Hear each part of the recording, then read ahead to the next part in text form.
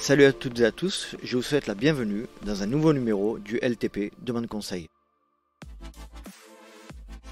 Et pour ce nouveau numéro des LTP Demande Conseil, j'ai décidé de faire appel à mon podologue Damien Parer, le podologue marseillais très connu des runners, des trailers de la région et qui a d'ailleurs réussi à soigner quelques-unes de mes pathologies et notamment un TFL récalcitrant, donc que je le remercie.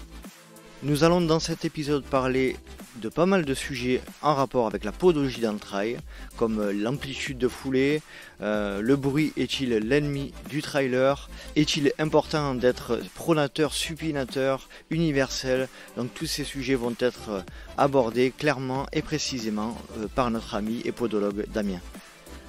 Avant de commencer et de rentrer dans la discussion, je voulais passer plusieurs messages.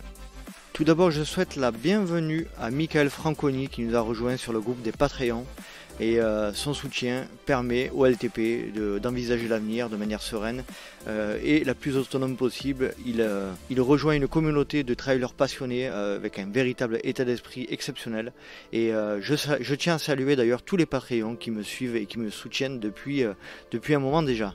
Donc n'hésitez pas à nous rejoindre sur patreon.com/Let's Try le podcast si vous voulez bénéficier des épisodes à l'avance, participer aux visios des Patreons que nous organisons régulièrement, participer également au forum sur lequel nous discutons et pourquoi pas être invité, faire partie d'une des émissions du podcast.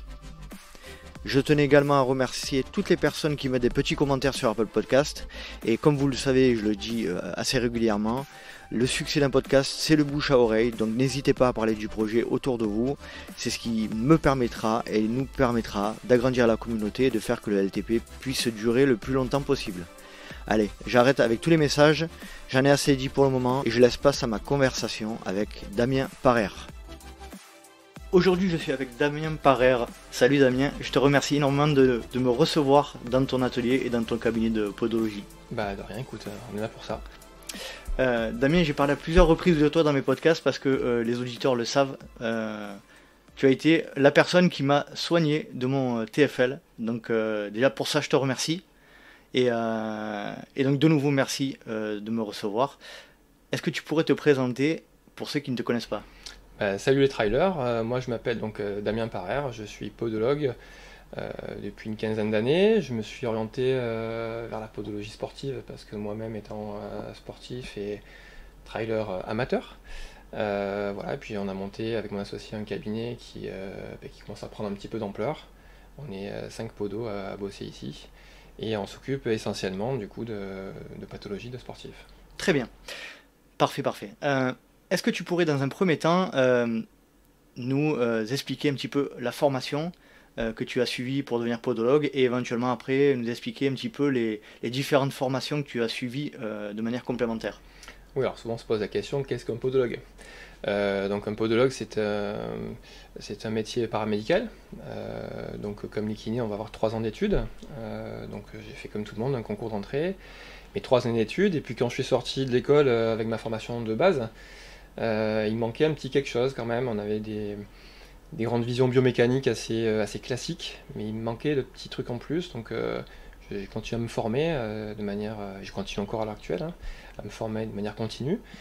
J'ai eu l'occasion de me former à la clinique du coureur, que pas mal de trailers et de coureurs connaissent sûrement. J'ai pris ce qu'il y avait à prendre dans cette approche.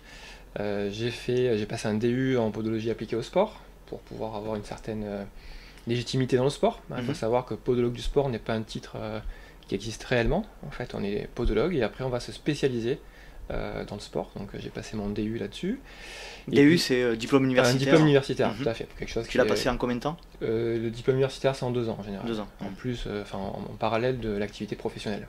Et podologue, le diplôme, c'est combien de temps ? Le cursus, c'est 3 ans. 3 ans. 3 années, diplômante, alors peut-être que ça va changer. Il parle de faire un tronc commun avec médecine, mais pour l'instant c'est 3 années et le diplôme d'état à la fin de ces 3 années. D'accord. Donc DU derrière ? DU derrière, donc comme je te disais, je suis allé un petit peu papillonner à droite à gauche sur la clinique du coureur et puis d'autres approches. Puis après j'ai fait des formations en posturologie, qui est une approche, une mouvance un petit peu, on va dire en parallèle ou en complément de la podologie classique. En fait tout se retrouve, tout se rejoint au final, il n'y a pas vraiment de colonne ou de différenciation à faire, hein, tout est complémentaire. Tout est lié. Et puis des formations aussi en préférence motrice, notamment avec Volo d'Haleine. Ça aussi, c'est assez à la mode en ce moment, donc c'est toujours intéressant d'aller chercher les infos, les dernières avancées scientifiques, qu'est-ce qui a été prouvé, qu'est-ce qui a été fait. Et puis je pense que ma vision des choses, mon approche de la podologie en général, a été vachement influencée par ces différentes formations. Est-ce que tu peux préciser Volo d'Haleine? Est-ce que c'est En fait, c'est donc tout on parle de préférence motrice. Vous avez sûrement déjà entendu parler de coureurs qui sont plutôt terriens, plutôt aériens. Et Volo d'Haleine est on va dire comme la clinique couvreur, hein, une marque. Hein, je ne sais pas si ça peut dire exactement une marque, mais en tout cas, c'est un organisme de formation qui amène cette nouvelle approche, on va dire, de l'être humain, hein, tout simplement, hein, au niveau technique. Donc, ça nous permet de mieux comprendre, de respecter en fait le côté unique de chaque individu. On est tous différents et il y a des causes à ça, on va dire. Donc là, on parle de terrien, d'aérien, en pied, en cuisse. Certains préfèrent regarder leurs pieds quand ils courent, d'autres lever la tête. Alors, pour tout ça, il y a des raisons et des tests qu'on peut réaliser qui nous permettent après d'orienter le coureur ou l'athlète vers une nouvelle technique ou vers un autre programme d'entraînement ou vers tel ou tel type de renforcement musculaire. D'accord, très bien. Tu nous parleras de tout ça un peu plus précisément plus tard. J'aimerais parler un petit peu de ta pratique du trail dans un premier temps. Tu fais que du trail ou tu fais aussi de la course à pied sur route? Alors j'ai commencé par la course à pied sur route. Ouais. Ça fait quelques années maintenant qu'en partenariat avec l'ASCO Sainte-Marguerite, je fais partie de ce qu'ils appellent la team des experts. Donc on donne des conseils effectivement de course à pied aux coureurs du Marseille-Cassis. Ouais. Donc comment donner des conseils sans soi-même y participer. Donc ça fait une dizaine d'années là, que je me fais de la gymnast, hein, tous les ans. Donc le bitume, j'ai commencé par ça. C'était peut-être une époque où j'étais accroché un peu au chrono. J'allais faire mes tours de piste, mes 30-30. Voilà. Tu viens de l'athlé? Non, j'en ai fait plus jeune, mais je ne veux pas dire que je viens de l'athlé. J'ai fait du ski pendant un certain temps de manière régulière, on va dire, de manière un peu intensive en compétition en tout cas. J'ai fait de l'athlé plus jeune, j'ai fait du hand, enfin j'ai touché à pas mal de sports, mais la course à pied c'est ce qui est le plus facile à mettre en place. Et puis un jour j'en ai eu marre des chronos, j'ai commencé à voir la course nature, hein, je dirais pas du trail mais la course nature. Puis je suis tombé amoureux. Ça ne m'empêche pas de continuer à faire quelques semis dans l'année, histoire de s'attirer la bourre un peu avec les copains. Mais maintenant j'ai mis le chrono de côté et puis je mets plus en avant le plaisir et c'est ce que je cherche dans le trail, découvrir de nouveaux paysages, des sensations, se retrouver seul au lever du soleil en haut du Cap Canaille, c'est quand même pas mal. On s'est pas croisé sur une course, hein, encore. Je crois pas. Sur un trail, non, on s'est jamais croisé. Est-ce que tu peux nous dire s'il y a une différence d'approche en tant que podologue entre les sportifs, les runners ou les trailers et la population en général? J'imagine que oui.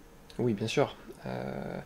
Alors je mettrais les trailers, les runners, on va dire les sportifs, c'est une race à part. Ouais, complètement.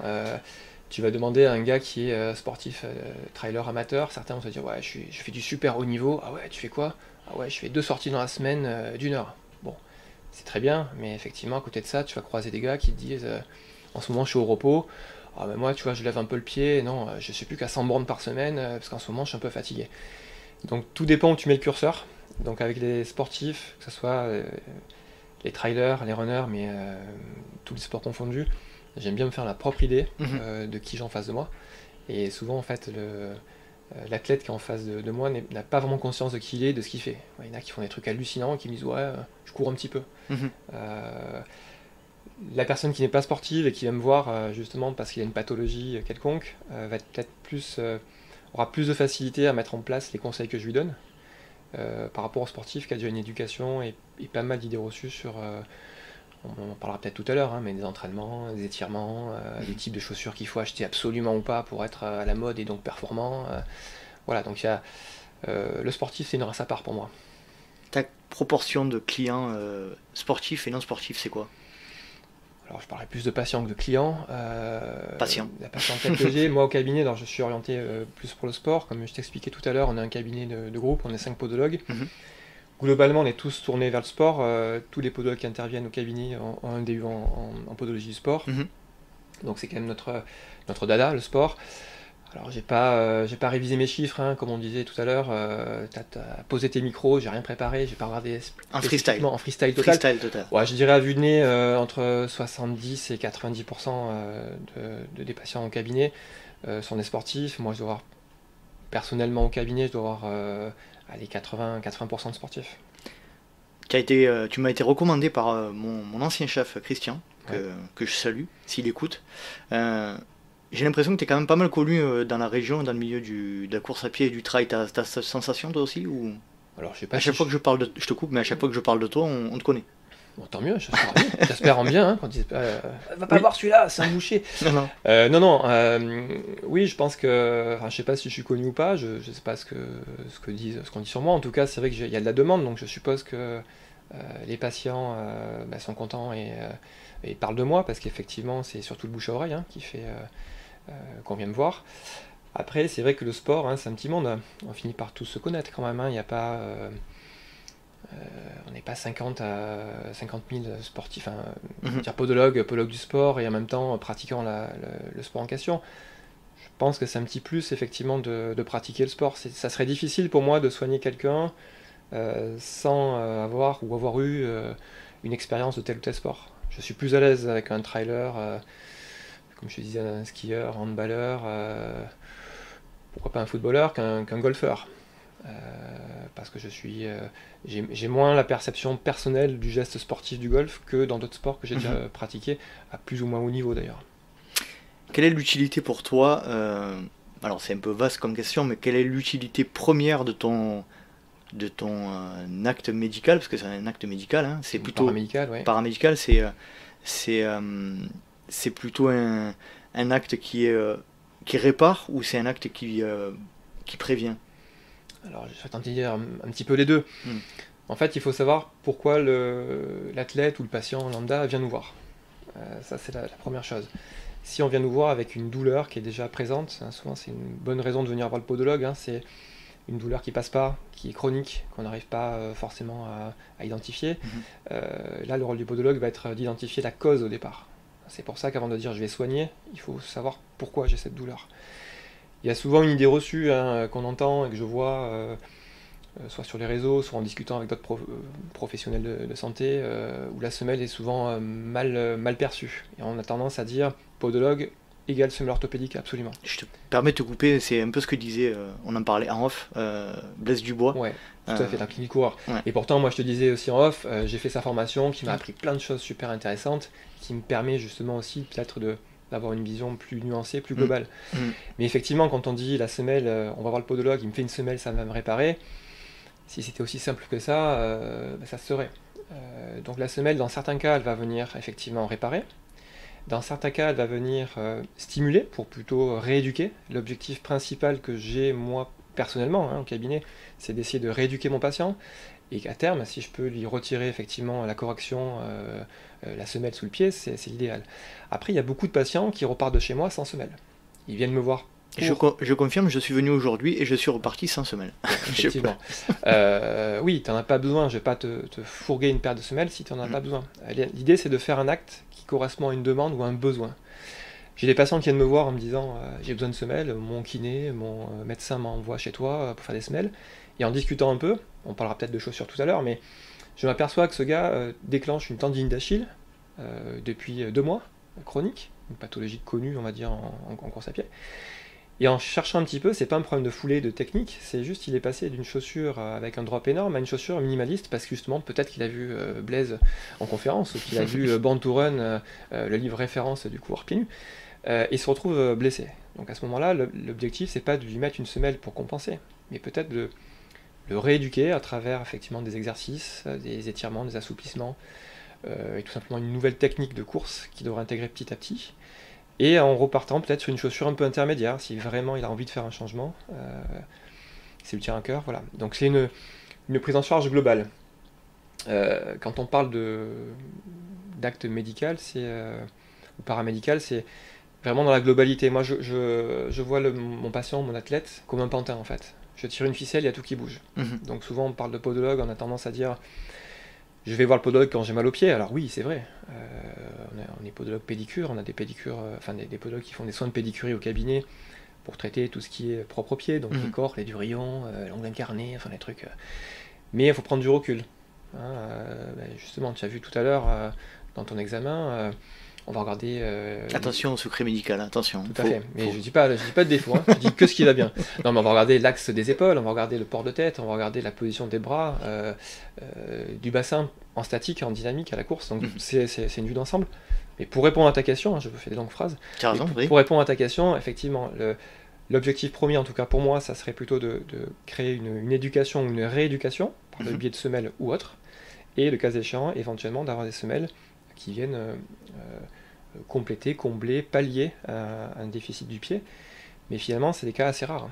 On est tous des êtres en évolution, on est censé pouvoir évoluer dans le temps. Quelles sont les principales pathologies alors on va dire dans un premier temps du coureur à pied de manière générale, et puis plus spécifiquement du trailer, voire de l'ultra-trailer? Bon, alors tu aurais dû me prévenir avant que je révise un petit peu. Là aussi, j'ai pas de stats en tête, de chiffres précis à te donner, mais je dirais quand même globalement, moi au cabinet, de mon expérience personnelle, c'est quand même essentiellement les gonalgies. Enfin, ce qu'on appelle gonalgie, c'est les problèmes de genoux. Dans les gonalgies, il y a plusieurs pathologies. Il est bien connu, celle que tout coureur qui se respecte malheureusement connaît ou a connu ou entendra parler, c'est le TFL, tenseur du fascia lata, ou syndrome de l'essuie-glace, c'est la même pathologie qui a plusieurs noms, qui est cette pathologie connue pour apparaître uniquement en course à pied ou dans le vélo ou dans d'autres sports unidirectionnels. Donc ça c'est vraiment la pathologie, on va dire, phare principale, pas unique mais presque, du coureur et du trailer en particulier, mais voilà, du coureur et du trailer. Après on va voir toutes les pathologies, alors peut-être plus sur la piste ou sur le bitume, de tout ce qui va être périostite, si on en voit pas mal, notamment avec certains types de chaussures aussi. Périostite, tu peux préciser pour... La périostite, c'est une douleur qu'on va avoir de manière assez vive sur le tibia, sur le tibia. Le plateau tibial. Voilà, alors pas le plateau tibial, vraiment sur le corps du tibia, sur la face interne de la jambe. En fait. D'accord. Ça, c'est quelque chose qui est assez douloureux, qui est souvent dû à un surmenage mécanique, comme la plupart des pathologies finalement. Toute douleur est due à une contrainte, ou à quelque chose qui ne marche pas bien. Je me permets de te couper encore une fois. Blaise disait, lorsque je l'ai interviewé, l'épisode n'est pas encore sorti, mais il disait 80% des blessures sont liées à des surcharges mécaniques que le corps n'est pas capable d'assumer. En fait. C'est un peu ça l'idée. Donc comme quoi on se rejoint avec Blaise, même Absolument. si moi je suis podologue et qui m'arrive à faire des semelles. Oui, tout à fait. En fait, la douleur, c'est un signe d'alerte. Ton corps va te prévenir que tu n'es plus capable d'encaisser telle ou telle contrainte. Il faut savoir pourquoi. Effectivement, c'est souvent une surcharge mécanique. Alors, ça englobe beaucoup de choses. C'est la surcharge mécanique, ça peut être trop d'entraînement, ça peut être pas assez d'entraînement, mais un geste qui n'est pas adapté, une mauvaise technique. Un déficit musculaire. Un déficit musculaire. Là aussi, le rôle du kiné, du physio ou du coach là-dessus est quand même hyper important. Chaque personne, chaque athlète est différent et il doit renforcer telle ou telle zone musculaire en fonction de ses faiblesses, on va dire, ou de ses forces, ça dépend comment on voit les choses. Mais oui, la blessure, c'est dû à un surmenage mécanique. Donc pour continuer le podium là, de nos pathologies sportives, on a dit TFL ou gonalgie, problème de genou, donc syndrome rotulien, on en parle aussi assez souvent, problème de centrage, on va dire, si on fait ça très simple, le centrage de rotule sur le fémur. Donc là aussi, encore une fois, le renforcement musculaire, la technique va rentrer en ligne de compte. La périostite tibiale, et je mettrai quand même voilà, tout ce qui est tendinite ou tendinopathie, tendon d'Achille. Ça, c'est mon podium des pathologies les plus fréquentes en pratique sportive et en course à pied.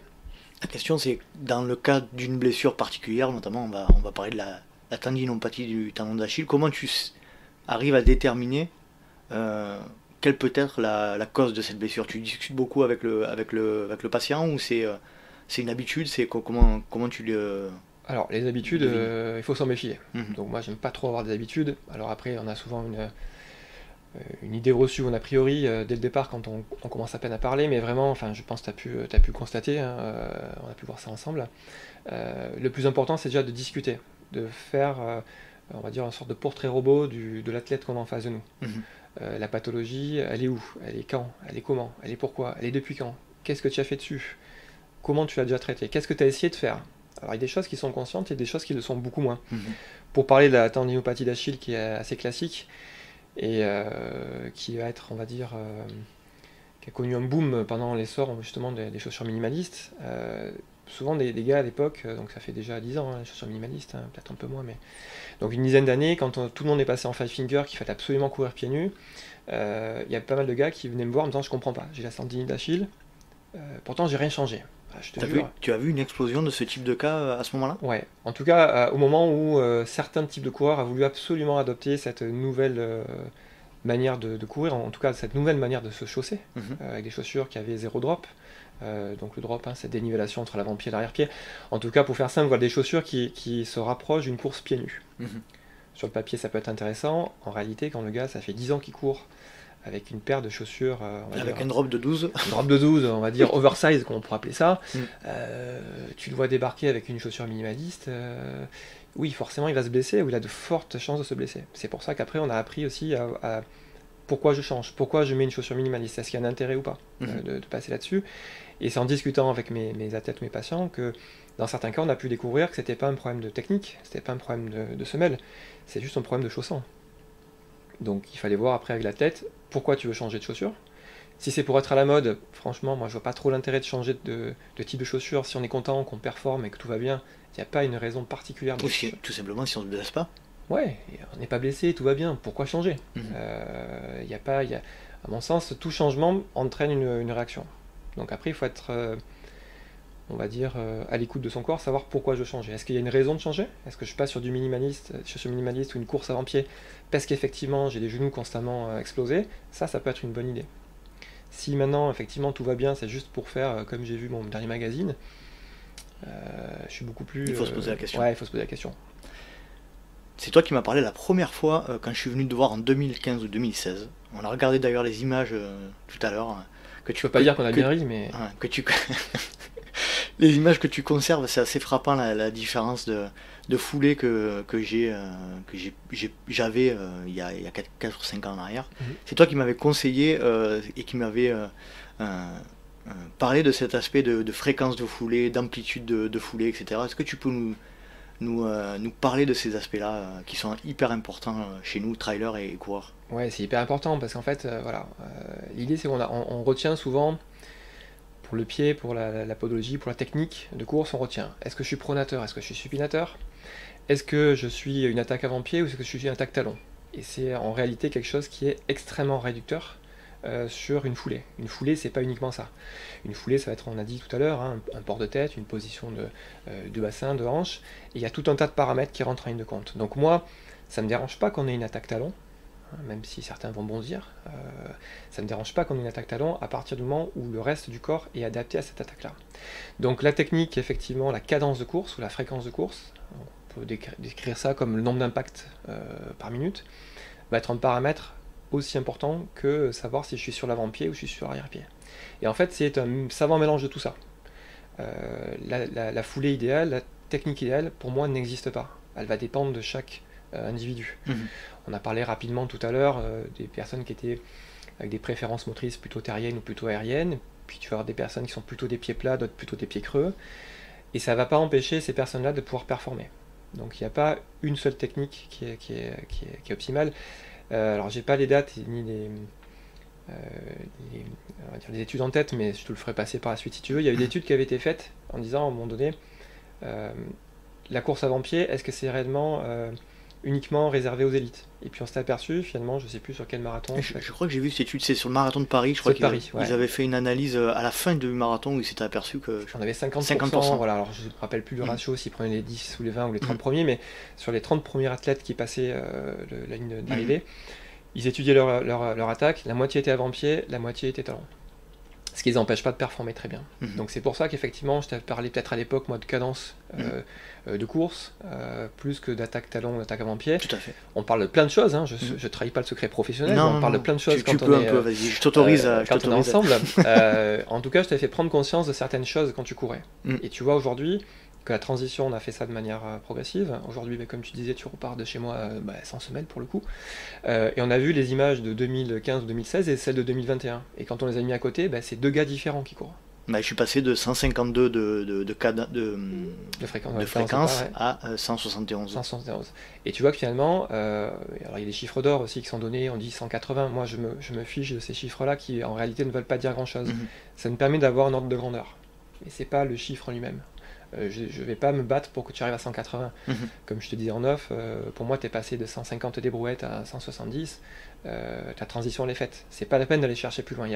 C'était pour te faire plaisir aussi que je courais vite. Ah ouais, mais j'espère. Mais en tout cas, tu es capable de le faire. À l'époque, tu n'étais pas capable. C'est vrai. Donc du coup, voilà, c'est des choses qui sont quand même assez intéressantes. Donc ouais, je te parle de cadence, on parle de plein de choses. Et c'est pour ça que la podologie, c'est pas uniquement la chaussure et le pied, c'est tout ce qui va avec. Et c'est un tout, en fait. On peut pas libérer, si tu veux, la cadence de pas de la chaussure de la pose de pied. Et c'est pour ça que c'est une globalité.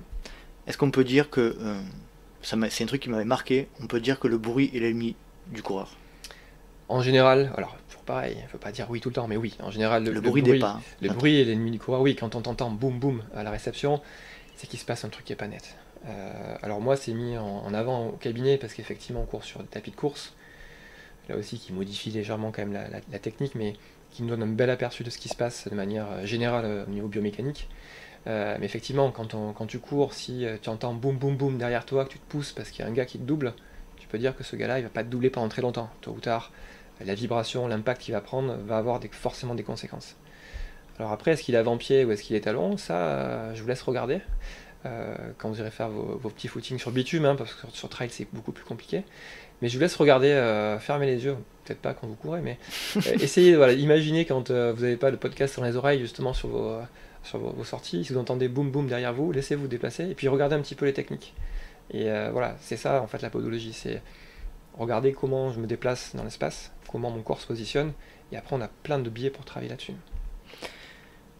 C'est comment tu prends en charge ton premier patient, pour trahir un petit peu le cabinet de Damien, c'est un tapis de course hyper connecté. Hyper connecté, il y a des caméras partout, des capteurs partout, c'est impressionnant, on se croirait à la NASA. Comment tu réalises ta première analyse d'un sportif? Tu disais tout à l'heure, tu le prends dans sa globalité, ouais. Mais c'est quoi quels sont tes principales caractéristiques que tu surveilles dans un premier temps? Alors, là aussi c'est très vaste comme question, c'est difficile d'y répondre, tout dépend pourquoi tu viens me voir, pourquoi l'athlète vient me voir. J'ai la chance d'être dans Podo pour travailler avec la Fédération Française d'Athlétisme depuis déjà une dizaine d'années, pour la Ligue d'Athlétisme de Provence aussi.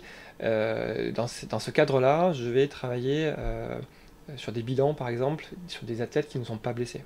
Donc c'est des bilans généraux, on va faire le point, on essaie de voir l'athlète dans quelle posture, dans quelle position globale il se trouve, dans quel état de forme physique aussi il se trouve à un moment, et pour le suivre de manière transversale, pour éventuellement déterminer des zones de faiblesse. Après, faire de la prévention, c'est assez compliqué, donc c'est pas parce qu'on voit une déviation qu'il faut absolument la traiter. Pour revenir un petit peu sur ta question, donc comme je t'expliquais, et puis comme tu as pu le vivre aussi au cabinet, j'aime bien travailler dans la globalité. Il y a une étude qui se fait en statique, donc notamment debout, tu as vu la machine un peu bizarre qui calibre tes pieds dans une certaine position, qui me permet de voir les déviations axiales, les rotations, les tensions musculaires éventuellement, la position générale, ce qu'on appelle la posture de l'individu. Du corps dans son ensemble. Exactement. On voit ça de face, de profil, tu as vu qu'il y a des glaces au plafond qui me permet de voir aussi au-dessus. Ça me permet de voir la globalité de l'individu. Ensuite, je te fais cette petite mesure sur le tapis. Donc ce tapis ultra connecté, comme tu l'appelles, en fait c'est un tapis qui est muni de capteurs de pression qui me permet d'allier, si tu veux, l'image, le côté visuel qu'on va récupérer par la vidéo, avec des capteurs de pression qui me disent exactement à chaque instant ce qui se passe au niveau de la pression sous la plante des pieds. Donc je regarde en statique, voir est-ce que j'ai plus de pression à droite, à gauche, sur l'avant-pied, l'arrière-pied, enfin c'est un peu plus compliqué que ça, mais pour simplifier, on va dire, voilà, ça me permet de voir les temps de contact au sol aussi. Alors l'appui global, et ensuite en dynamique, effectivement, on va pouvoir mesurer les temps de contact au sol de manière un peu plus précise, j'allais dire, que la montre, que les montres, sans citer de marque, qui font ça très bien, mais qui reste une évaluation. On va mesurer ce temps de contact, on va voir la surface d'appui, on va voir est-ce que je passe plus de temps à l'intérieur de mon pied ou à l'extérieur, est-ce que je déroule le pied, le toucher de sol, est-ce qu'il est en premier sur l'avant-pied, sur l'arrière-pied. Ça nous permet d'avoir des choses quantifiables. Donc on n'a pas besoin de ce tapis-là pour faire un diagnostic, Par contre, tu vois, dans ton cas, ça me permet de revenir 5, 6, 8, 10 ans en arrière et de pouvoir quantifier de manière rationnelle l'évolution ou la non-évolution. Ou la régression. Ou la régression, ça peut arriver, et à ce moment-là, il faut que le podologue, enfin en tout cas moi, que je me remette en question. Est-ce que c'est moi qui ai mal bossé? Est-ce que c'est mon athlète qui n'a pas écouté mes conseils? Est-ce qu'il y a d'autres biais qui se mettent en place? Mais voilà, c'est intéressant de pouvoir quantifier ces choses-là. Et une fois qu'on a fait tout ça, effectivement, on peut donner des conseils. Donc ça peut être soit d'un point de vue très global, très général, soit si tu viens me voir avec une pathologie, on va orienter quand même le traitement, enfin l'examen, vers cette pathologie-là, des tests plus spécifiques par rapport à cette pathologie pour déterminer quelle est cette pathologie, ce qui est quand même très important, et surtout la cause de la pathologie, toujours en statique, en dynamique, et voir ce qu'on peut y faire ou pas. Une question qui me vient là, c'était pas prévu. Bon, rien n'était prévu, donc ça tombe bien. Rien n'était prévu, donc c'est tout un freestyle.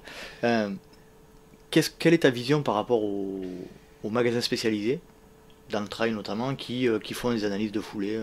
On pense à notre ami Bertrand, à Jérôme. Ouais, alors je suis plutôt friand ou partisan d'avoir des magasins qui sont spécialisés dans la course à pied.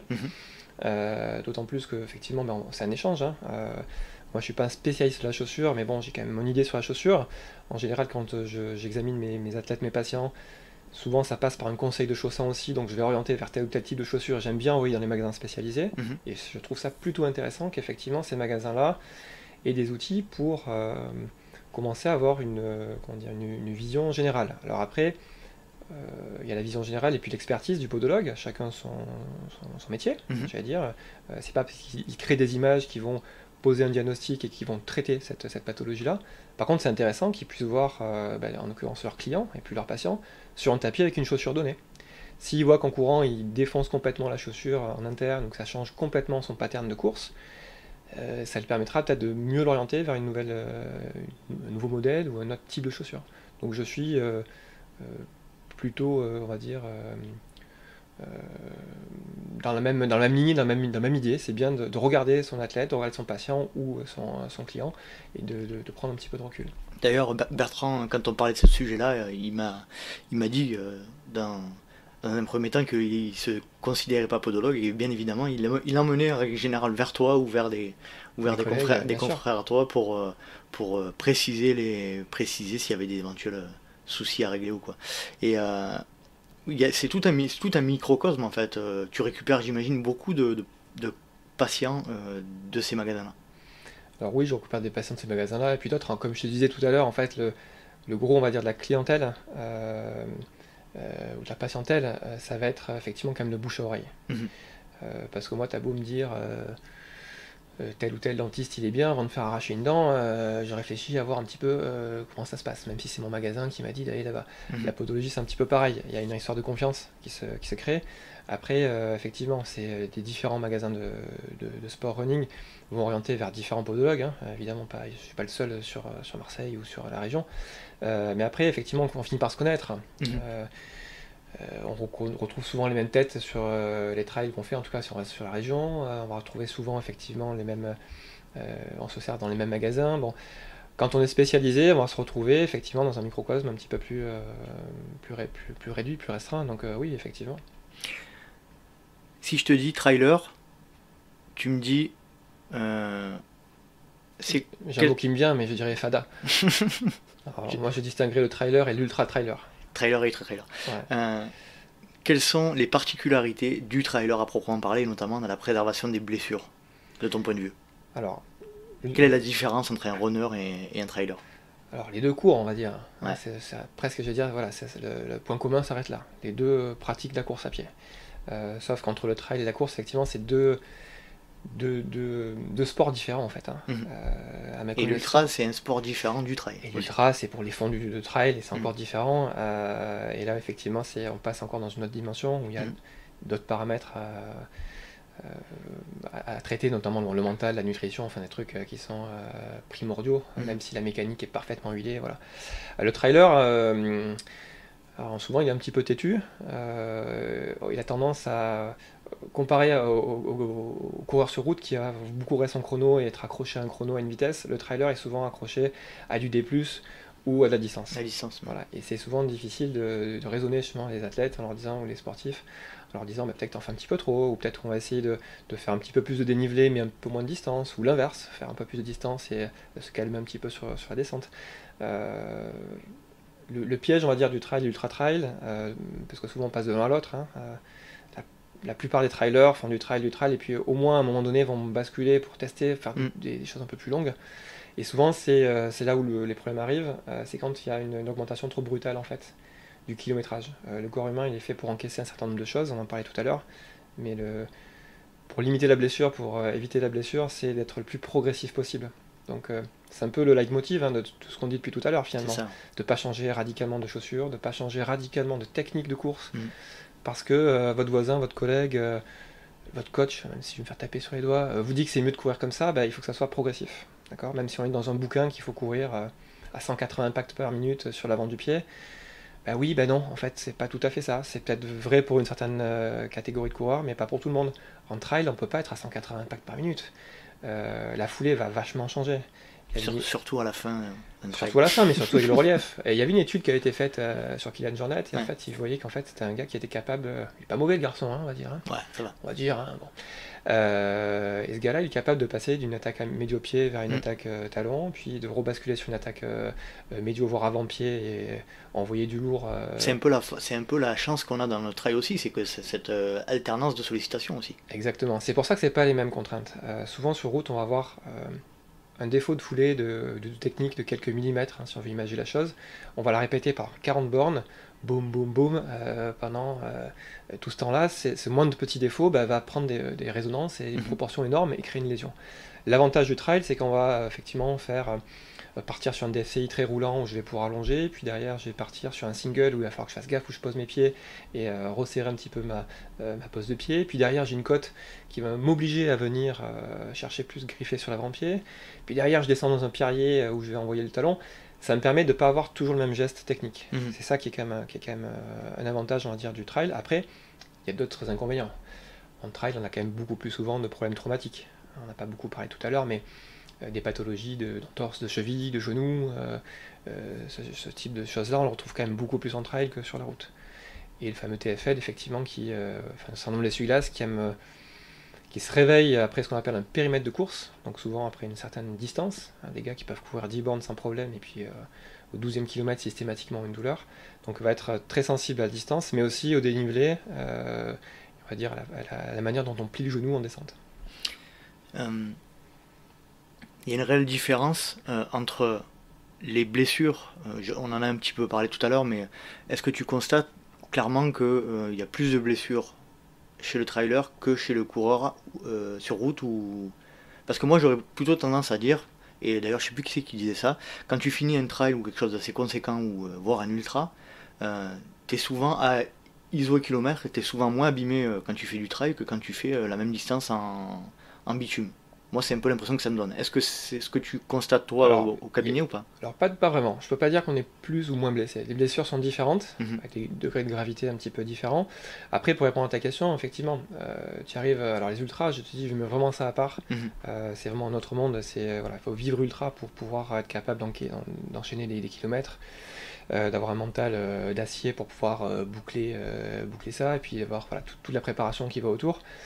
Si on reste dans le domaine plus humain, on va dire, du trail, mes potes ultra-trailers vont me taper sur les doigts, mais donc le domaine plus humain du trailer de base, si on va dire ça comme ça, sans vexer personne, effectivement tu passes à la ligne d'arrivée en général sans forcément t'écrouler et te mettre en PLS parce que tu n'en peux plus, à la différence peut-être effectivement du marathon par exemple, où tu connais tes limites et tu vas aller vraiment jusqu'à la limite et pour t'écrouler on va dire sur la ligne d'arrivée pour faire le chrono où tu vas gagner 4 secondes par rapport à l'année dernière sur le même parcours.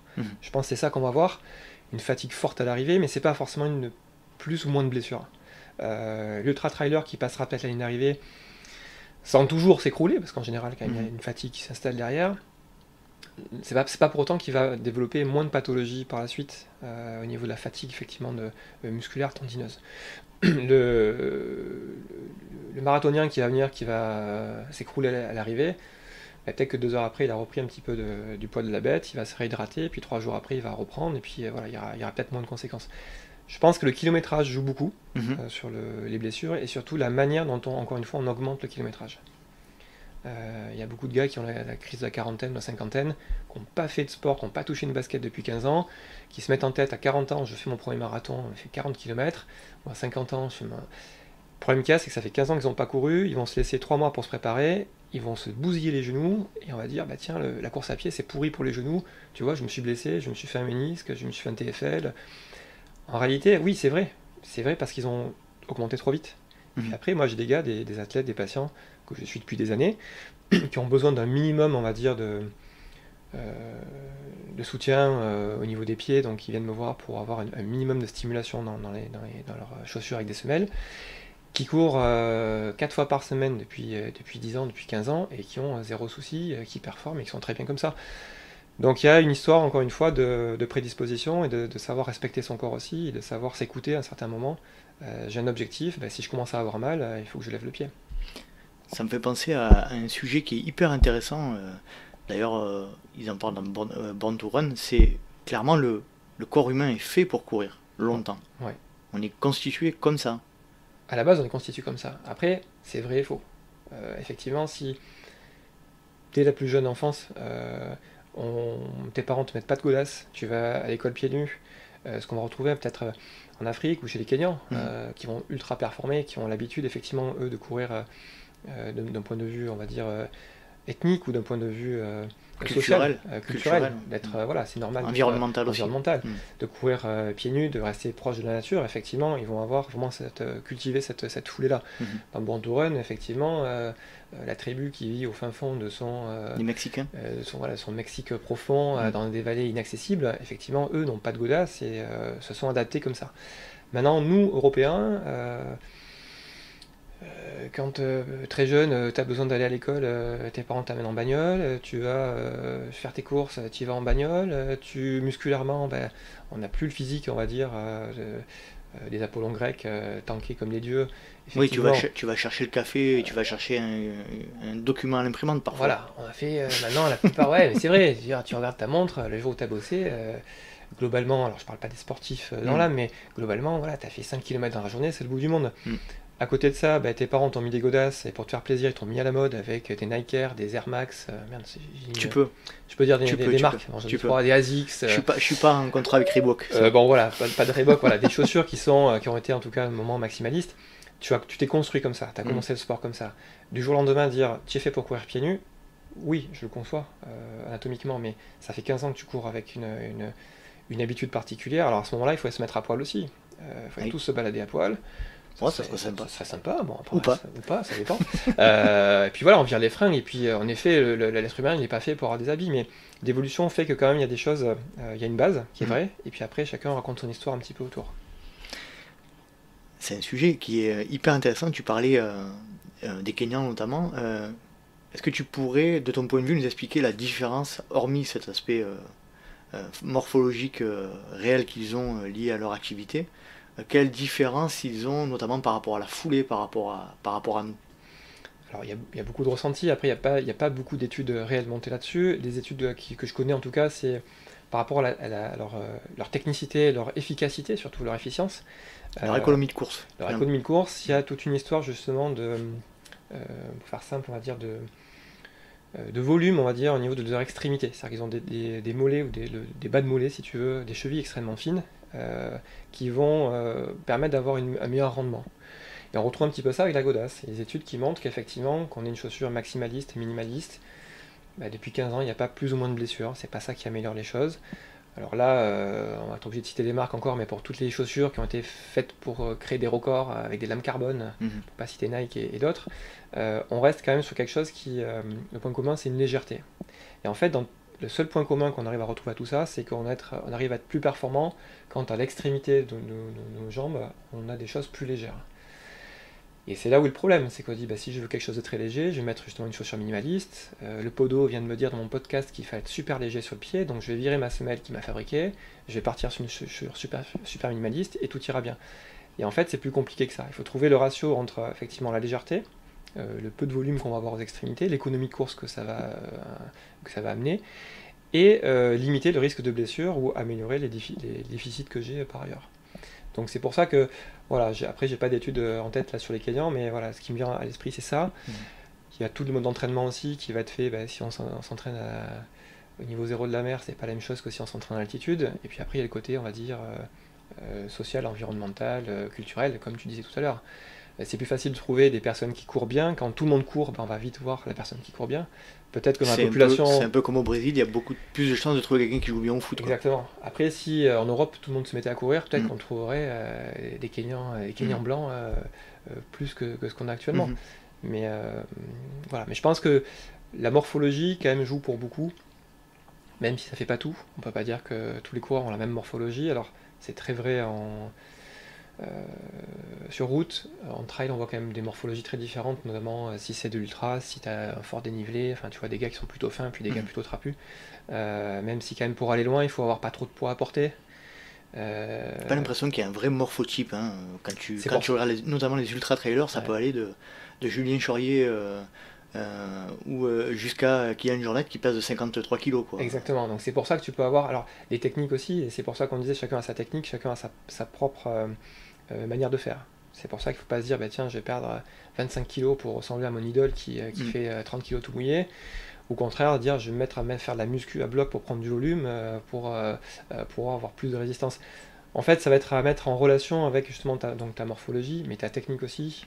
Est-ce que tu es plutôt quelqu'un qui va chercher dans le rebond, dans l'élasticité, ou plutôt quelqu'un qui va chercher dans la puissance?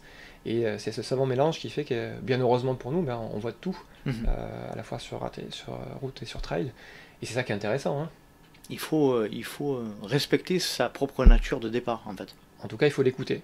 C'est pour ça que, on en discutait en off tout à l'heure, tu vas voir 10 coureurs qui ont le même problème, une douleur, je te dis n'importe quoi, une douleur au genou, pour revenir au TFL, tu auras sûrement, peut-être pas 10 prises en charge différentes, mais tu auras 8 prises en charge différentes. Parce qu'effectivement, on va essayer de replacer l'athlète dans sa préférence, dans là où il est bien, mais on part pas tous du même référentiel. Certains sont vachement portés sur l'avant ou sur l'arrière, en dedans ou en dehors au niveau des appuis. C'est pas là où on arrive, l'important c'est le cheminement qu'on a fait. C'est de là où je viens, vers où je vais, et entre deux il s'est passé quelque chose, il faut retrouver cette zone-là. Donc oui, il faut se respecter, et on est tous différents, heureusement. Moi, il y a un truc qui me perturbe au niveau de la podologie, c'est toujours ce fameux... cette problématique, si on peut appeler ça comme ça, entre pronateur, supinateur, on ne sait plus trop universel... Est-ce que ça a un réel intérêt de parler de ça? On a entendu Blaise Dubois sur pas mal de podcasts dire que ça avait ni queue ni tête et que ça avait très peu d'intérêt, mais toi, ton point de vue sur ces aspects-là? Alors après, je sais pas, tu es bien au courant de ce qui se passe, et tu vois qu'effectivement on en parle quand même beaucoup moins maintenant. À une époque on parlait, voilà, est-ce que tu es pronateur ou supinateur, et il fallait savoir absolument ce qu'on était avant d'aller dans un magasin de chaussures. Après on a dit est-ce que tu es talon ou avant-pied, donc toutes ces choses-là, c'est des choses... effectivement un petit peu, enfin moi je mettrais ça sur un phénomène de mode. Après la pronation, la supination, c'est pas un gros mot quoi. Être pronateur, c'est pas un gros mot, on a le droit d'être pronateur. Est-ce que tu peux déjà expliquer globalement de manière imagée ce que c'est être pronateur et être supinateur? Pour être très simple, on dit que quelqu'un est un coureur pronateur quand il va avoir tendance, lors de son déroulé du pas, à avoir un affaissement en fait, de l'arche interne et venir rentrer, s'écrouler si on peut dire ça, ou en tout cas rentrer de manière un peu exagérée à l'intérieur. A l'inverse, le supinateur va avoir un déroulé du pas qui va se faire plutôt porter sur la partie externe du pied, donc plutôt sur la tranche externe du pied. Ce qu'on voit beaucoup, c'est chez les anciens footballeurs d'ailleurs. Exactement. Après, il y a un morphotype là aussi. On parle beaucoup de trail, mais bon, on peut parler de foot aussi. Mais tu vois, le morphotype, c'est souvent les jambes arquées, etc. Pour en revenir à ta question, pronateur, supinateur, ça n'a pas une réelle importance pour moi. C'est pas donc comme quoi, tu vois, finalement, on a beaucoup de points communs avec Blaise Dubois. J'écouterai son podcast avec plaisir quand tu le mettras en ligne. Mais en tout cas, effectivement, il n'y a pas d'intérêt majeur. C'était surtout mis en avant, à mon sens, par les marques, d'un point de vue marketing, pour pouvoir vendre des chaussures différentes. On promettait aux coureurs pronateurs qu'en achetant une chaussure pronatrice, enfin pour pronateur en tout cas, avec un renfort interne, on n'aurait plus de problème. En réalité, ces chaussures-là, moi, ça me dérange pas. Au contraire, parfois, j'en ai besoin de ces chaussures-là, même avec mes patients, mes athlètes. C'est une chaussure qui va rien corriger du tout, mais qui va juste peut-être ralentir un petit peu l'usure qu'on va pouvoir lui donner à force de courir en venant écraser en dedans. Voilà, moi, je le prends plutôt comme ça. Donc, une chaussure pronateur, une chaussure qui est faite en théorie pour un coureur qui rentre beaucoup en dedans. Moi, ça m'arrive de l'utiliser ou de demander à mes patients, mes athlètes qui l'utilisent, pour des coureurs qui ont effectivement une tendance à déformer fortement, écraser fortement et engendrer une douleur. Encore une fois, on revient, hein, si j'écrase ma chaussure mais que j'ai aucune douleur, j'ai pas forcément envie de changer ma foulée, mais un gars qui vient écraser complètement sa chaussure va être peut-être mieux dans une chaussure qui a un renfort interne un peu plus marqué. Après, je peux très bien être pronateur, supinateur, être performant ou pas performant, voilà, il n'y a pas de complexe à avoir. Comme je t'expliquais tout à l'heure, je peux avoir une attaque plutôt médio, avant ou talon, et être plutôt bon coureur. Bon, moi j'assume, je cours un petit peu, bon, à mon niveau, j'ai plutôt une attaque qui va être plutôt, on va dire plutôt talon, par contre une cadence qui est assez élevée. Voilà, j'essaye pas pour autant de, je suis pas blessé, tout se passe bien sur mes trails, donc j'essaie pas pour autant de changer ma technique, à l'adapter à ce que je suis. Et pourtant j'ai une attaque plutôt talon avec une tendance à venir en pronation en fin d'appui. Mais en tout cas la pronation, ce mouvement de rotation interne est un mouvement naturel. On doit avoir une pronation au niveau du déroulé du pas pour finir la fin de poussée sur le gros orteil, pour pouvoir se propulser vers l'avant. Moi, pour parler de mon cas personnel, j'ai eu un TFL vraiment, et je l'ai vraiment aperçu de manière très claire. Mon TFL s'est réveillé quand j'ai changé de chaussure et que j'avais une chaussure sur laquelle l'intérieur de la semelle était mou. Et en fait, ça a accentué mon niveau pronateur et ça a réveillé mon TFL. Donc on peut dire, moi je l'ai testé vraiment de manière très claire, quand j'utilise des chaussures avec une semelle molle, ça joue très fortement, même avec une semelle orthopédique. C'est pour ça, c'est ce que je t'expliquais. Si tu poses ta semelle orthopédique, même si elle est parfaite, je parle pas des miennes, hein, mais même si elle est parfaite, on va dire, j'espère que les miennes le sont, même si elle est parfaite, tu la poses sur une chaussure qui elle-même n'est pas stable, tu construis un immeuble sur du sable. Donc c'est pour ça que c'est un tout. Et que juste faire une paire de semelles, ça n'a ni queue ni tête. L'idée c'est qu'effectivement, tu peux avoir une chaussure universelle, mais qui n'est pas molle. Donc là aussi, tu vois, c'est des termes, on dit pronateur, supinateur, mais tu peux avoir une chaussure qui est totalement universelle, mais qui est très dure, donc qui a un drop très faible et qui est très proche du sol et qui va limiter la rotation interne. C'est pour ça que voilà, c'est un ensemble de paramètres. Il y a beaucoup de paramètres et on va faire mélanger tout ça, on va faire prendre la mayonnaise, là, comme on dit, puis c'est un ensemble de choses. Mais oui, bien sûr, si je te mets des chaussures trop molles sous les pieds, forcément tu vas créer une instabilité. Alors ça ne veut pas dire que les chaussures molles ne sont pas bonnes, c'est que les chaussures, en tout cas molles, pour ce type de problème, pour toi en particulier, et pour ce type de problème de stabilité, sont vraiment pas indiquées. Et peuvent être le seul facteur de blessure. Si c'est juste la chaussure le problème, on change de chaussure. On peut pas dire clairement alors extraire des conseils génériques, c'est vraiment comme tu disais tout à l'heure, c'est personnalisé à chaque coureur en fonction de sa situation, de sa posture, c'est global quoi. Ouais, dis-toi bien que si ça existait, le truc universel, il y aurait sur certaines grandes marques, pour pas les citer, qui aurait mis ça au point, hein, une chaussure qui convient à tout le monde, qui serait parfaitement, qu'on payerait très très cher, et puis voilà, qui éviterait les blessures. Je te disais, il y a des études qui ont été faites qui disaient que il y a eu beaucoup d'évolutions sur les chaussures maximalistes, minimalistes, de l'amorti, pas d'amorti. Après on a vu amortir à gogo, on est parti sur la Oka qui avait un stack qui était énorme, une garde au sol qui était énorme, puis petit à petit qui est redescendu, des chaussures minimalistes qui sont un petit peu épaissies. On voit que finalement il y a eu beaucoup de changements de type de chaussures ou de type de chaussants, et en fait l'incidence que ça a sur les blessures, sur la population des sportifs n'a pas changé.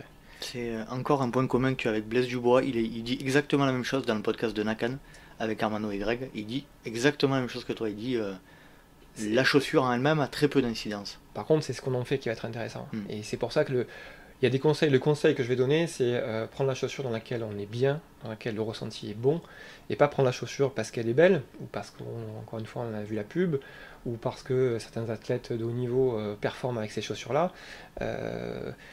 C'est pas dit que moi, si je mets une paire de Nike Carbone et que je me mette sur un marathon demain, je passe sous 2 heures, quoi. J'en doute, voilà, je suis pas sûr de finir. Et ouais, tu peux les ramener au magasin. En tout cas, il n'y aura pas que ça. Si tu passes sous les 2 heures, c'est que tu es un très bon entraîneur ou que ton chrono déconne, mais ou que tu as fait un semi. Ou que tu as fait un semi, voilà. Peut-être voilà, tu fais un semi, c'est bien. Mais l'idée, elle est là, c'est qu'effectivement, il n'y a pas de conseil générique. Et après, il faut savoir s'écouter. Et c'est pour ça que c'est difficile quand on est entre coureurs, moi-même coureur, hein. Alors je suis coureur et podologue, quand j'ai des potes qui me demandent « Ah, t'as tes podos, qu'est-ce que je dois mettre comme chaussures ? J'ai vu que t'avais telle chaussure au pied, je vais mettre les mêmes. » Bah non, on n'a pas le même niveau, on n'a pas la même technique, on n'a pas le même gabarit, t'es bien avec tes pompes, reste avec. Donc voilà, il faut juste garder en tête, le conseil c'est que tout changement, mais je pense que c'est vrai sur des domaines que je maîtrise moins, comme la nutrition, comme je te dis certains types de coaching, tout changement doit être progressif, doit être testé en avance. Voilà. Tu peux pas dire je vais changer complètement mes chaussures parce que celles-ci sont bien ou celles-ci sont pas bien. Si tu n'as pas de douleur, moi mon conseil c'est tu changes rien. Si maintenant tu veux performer, là on peut, mais justement pourquoi pas aller voir un podo ou prendre conseil auprès de personnes spécialisées pour savoir qu'est-ce que je peux faire pour améliorer sans risquer de me blesser. Alternance entre les paires de chaussures ou pas, de ton point de vue? Alors là aussi c'est très personnel. Moi je pense que c'est bien de ne pas se focaliser sur un seul modèle ou une seule chaussure. Alors après il faut voir dans quelle proportion, hein, ça a un coût une paire de chaussures. Bien sûr. En même temps c'est vrai que la paire de chaussures c'est l'interface directe entre ton corps et le monde extérieur. Donc je pense qu'il ne faut pas négliger ce côté-là. Donc oui, moi je suis plutôt sur une alternance de chaussures. Alors je suis podo, un peu fan de chaussures, je trail un peu, donc dans ma garde-robe, moi perso, j'ai plus de baskets de trail que de chaussures de ville. Hein. Je vois pas du tout de quoi tu veux parler. Ouais, c'est bizarre, hein. Je pense que la plupart des gars, des nanas qui nous écoutent là disent bah tiens, mais moi aussi, j'ai jamais acheté de chaussures de ville en fait, j'ai que des baskets. Ah ouais, j'en ai une pour le boulot. Non, l'idée c'est de pouvoir alterner, ça c'est plutôt une bonne idée. Alors tu peux alterner en fonction de ton besoin. Si tu fais du court, du long, si tu fais un trail sur piste par exemple, parce qu'en semaine tu n'as pas le temps d'aller trailer, évidemment tu vas pas utiliser la même chaussure. Alors là ça peut être intéressant en fonction de ta technique qui va être liée directement à ta vitesse de course par exemple. Si tu fais du travail au seuil, enfin si tu fais admettons un travail de fractionné sur stade, il y a de fortes chances que même si globalement habituellement tu as une attaque talon et tu es plutôt pronateur, il y a quand même une forte probabilité que tu sois un peu plus tonique que d'habitude, que tu sois un peu plus, voire complètement plus porté sur l'avant du pied, et que tu aies moins besoin d'une chaussure qui vienne soutenir ton arrière-pied. Donc on a tendance à dire effectivement, tu vas un peu plus vite, tu fais du fractionné sur des choses courtes, tu pourras avoir une chaussure un peu plus racer, un peu plus dynamique, un peu moins épaisse par exemple. Une sortie un peu plus longue où tu vas être en sous-régime, ou en rang de course quoi. Ouais, en allure de course, tu peux te permettre effectivement d'avoir quelque chose qui soit un peu plus, une chaussure un peu plus passive. Et c'est ça l'intérêt, c'est de pouvoir justement faire jouer ce curseur et de ne pas être ultra spécialisé pour pas t'enfermer sur une seule chaussure. C'est ce qu'on disait tout à l'heure en fait.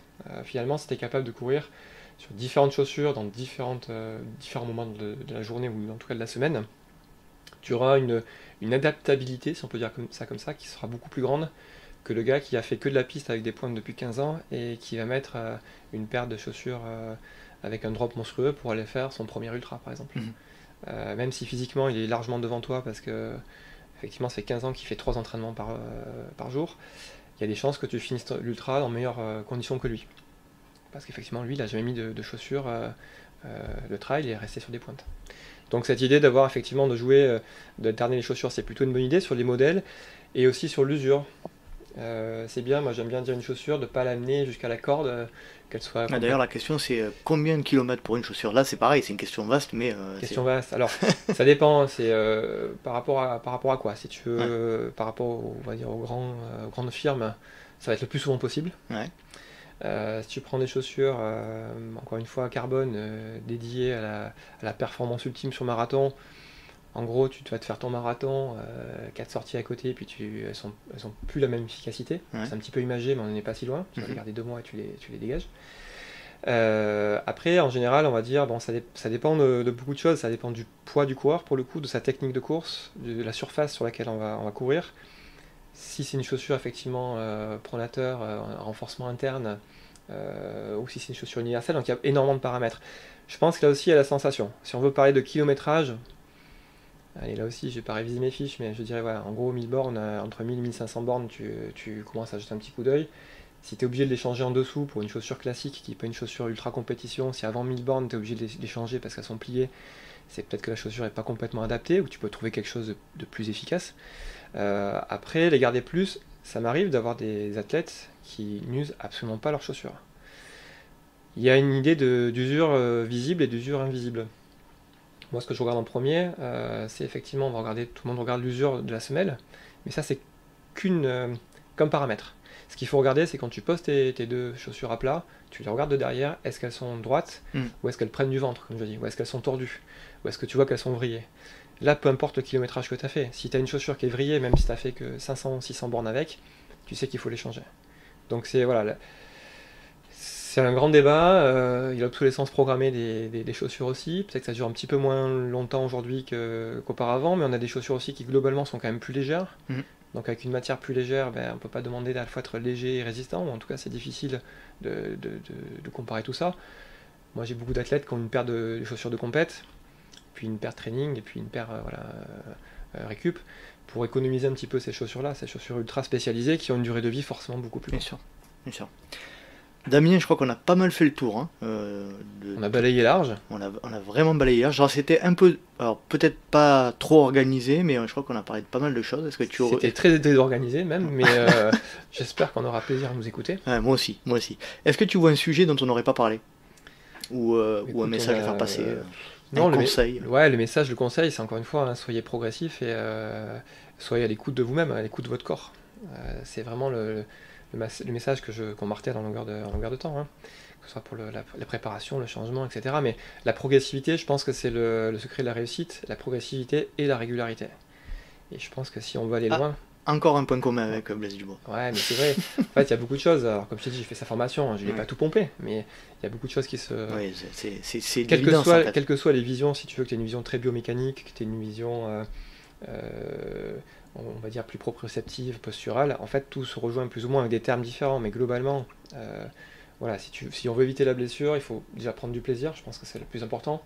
Moi, comme je te disais, je fais beaucoup moins de compètes maintenant, alors j'en fais souvent avec ma femme, on va partir, voilà, on met un dossard, on passe à une de départ à 2, puis à une d'arrivée à 2, voilà, c'est pas la compète, j'adore courir à 100 chrono, mais l'idée c'est prendre du plaisir. Et je pense qu'à partir du moment où tu prends du plaisir, que tu t'écoutes, tu as quand même moins de risques de te blesser que de t'accrocher absolument à un plan d'entraînement que tu as pompé je sais pas où sur internet, qui n'est pas forcément adapté à ta morphologie, avec des chaussures qu'on t'a vendues parce qu'effectivement les 3 derniers champions du monde avaient ces chaussures-là. Donc voilà, progressivité, plaisir avant tout, et puis régularité, et puis voilà, savoir s'écouter, il ne faut pas hésiter à prendre conseil. Bon, tu viens me voir aujourd'hui, moi je suis podo, mais j'aime bien dire qu'il faut travailler de manière pluridisciplinaire. L'ostéo, le kiné a un rôle important à jouer chez le sportif, le coach aussi a un rôle important à jouer sur le sportif, sur tous les niveaux, j'allais dire, pas que pour le haut niveau. Il n'y a pas que les athlètes de haut niveau qui ont le droit d'aller faire une séance de kiné pour décontracturer certaines zones, ou de prendre conseil sur un coach qui fera un plan personnalisé pour une saison. Voilà, c'est le message que je peux faire passer. Parfait. Bon, mais écoute, on va clôturer là notre entretien. C'était super intéressant. Je te remercie énormément, Damien. De rien. Merci pour mon TFL. Ça, c'est cool. Maintenant, il ne faut plus qu'ils reviennent. Et on se croisera sûrement sur les prochaines courses. C'est ça. Damien, passe une bonne soirée. Merci encore et à très bientôt. Allez, bonne soirée les runners. Salut. Et voilà, cet épisode avec Damien Parère, mon podologue, est à présent terminé. J'espère que vous avez passé un agréable moment et que vous avez appris un certain nombre d'éléments qui vous permettront de progresser dans votre pratique du trail running. Je remercie de nouveau Damien Parère de m'avoir accueilli au sein de son cabinet et de nous avoir accordé tout ce temps. Si vous souhaitez nous rejoindre sur les réseaux sociaux, rien de plus simple, n'hésitez pas à taper Let's Try le podcast sur Facebook ou Instagram. Vous pouvez également me retrouver dorénavant sur Strava et LinkedIn à Nicolas Guilleneuf, Guiheneuf. J'espère vous retrouver pour un prochain épisode du Let's Try podcast. Et d'ici là, n'oubliez pas, si vous pensez que c'est impossible, faites-le pour vous prouver que vous aviez tort. Salut